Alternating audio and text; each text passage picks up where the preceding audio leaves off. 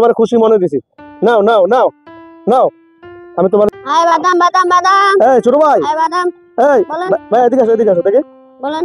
ও মা, তোমার এই বয়সে বাদাম বিক্রি করো কারণটা কি? দেখে একটু এদিকে দাঁড়াও, এই বয়সে দাঁড়াও। ভাই কি হয়েছে তোমার? তুমি বাদাম বিক্রি করো, পড়ালেখা করো না? না, আমার বাবা নাই। মানে তোমার বাবা নেই? না। আচ্ছা, কি কয়? দর্শক, আমরা একটু ওর কাছ থেকে ডিটেলসটা জানবো।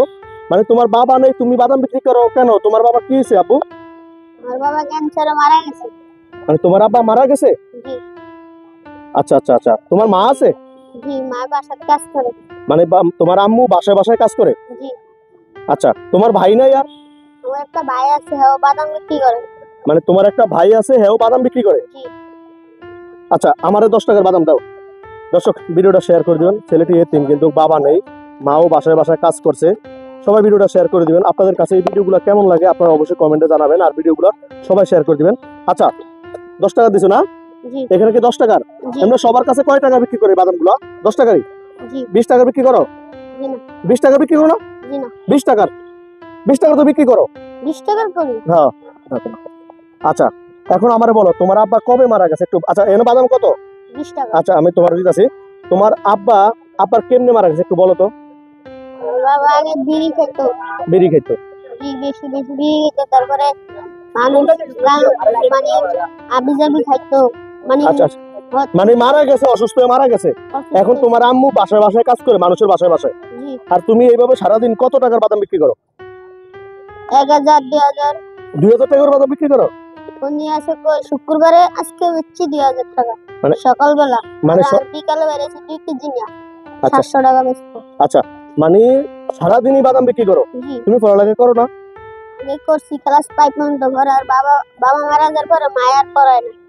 দেখছেন মানুষ জীবন কতটা কষ্টের একটা বার শুধু চিন্তা করেন যে পৃথিবীতে যার বাবা নেই সে এতিম বলতে গেলে আমরা অনেক সময় 5-10টা থাকলে বা চাহিদা লাগলে আমরা বলি যে আপা আমার 5 টাকা দেন, 10 টাকা দেন। কিন্তু এই ছেলেটা দেখুন বলতে পারতেছে না, বাবা অসুস্থ হয়ে মারা গেছে, এখন সে রাস্তায় রাস্তায় বাদাম বিক্রি করে। তোমার বড় ভাইও কি এভাবে বাদাম বিক্রি করে না? আমার বড় ভাই আরেকটা আছে, নতুন রাস্তায় বিক্রি করে, কিন্তু এখানে না, মিরসেন্সের সামনে বিক্রি করে, তারপরে 10 নম্বর বিক্রি করে, অনেক দূর। মানে অনেক দূরে বিক্রি করে? আচ্ছা। খালি এটা বিক্রি করছি। তুমি খালি এখানেই বিক্রি করো বেশি না? তোমার নাম কি? মোহাম্মদ রিয়ান। মোহাম্মদ রিয়ান। আচ্ছা, তুমি কত বছর এই বাদাম বিক্রি করো? 1 বছর। মানে 1 বছর পর্যন্ত বাদাম বিক্রি করো? তো তোমার আম্মুর কি এখন কষ্ট হয় যে বাসা বাড়িতে কাজ করে রেখে তুমি চাও তোমার আম্মুরে বাসা বাড়িতে? আমি আম্মুরে কইছি বাসা বাড়িতে কাজ করতে, না তাও করে। মানে তুমি তোমার আম্মুরে বলছো যে বাসা বাড়িতে কাজ করেন না, তোমার আম্মু এখনো করে?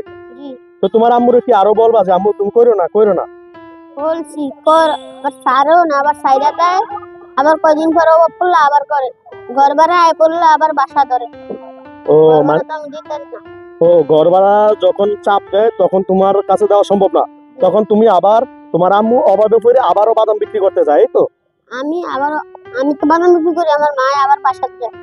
আচ্ছা। দর্শক, একটা বার শুধু চিন্তা করুন, খুবই অসহায় ছেলেটা। আচ্ছা, তোমারে আমি বাদামের হেন কত টাকা বাদাম দিছো? 20 টাকা। 20 টাকা। ধরো, আমি তোমার 100 টাকা দিছি, তুমি এটা নাও, রাগ করে না, নাও। আমি তোমার খুশি মনে দিছি। নাও, আমি তোমার দিছি। তুমি দর্শক, ভিডিওটা সবাই শেয়ার করে দিবেন। ছেলেটা কিন্তু খুবই এতিম।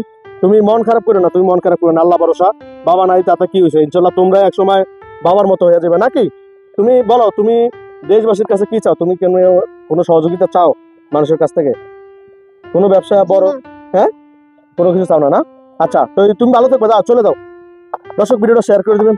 এই সমস্ত এতিম ছেলেদেরকে দেখলেই বোঝা যায় যে দুনিয়াটা কত কষ্টের, জীবনটা কত কষ্টের। ভালো দেখো, হ্যাঁ।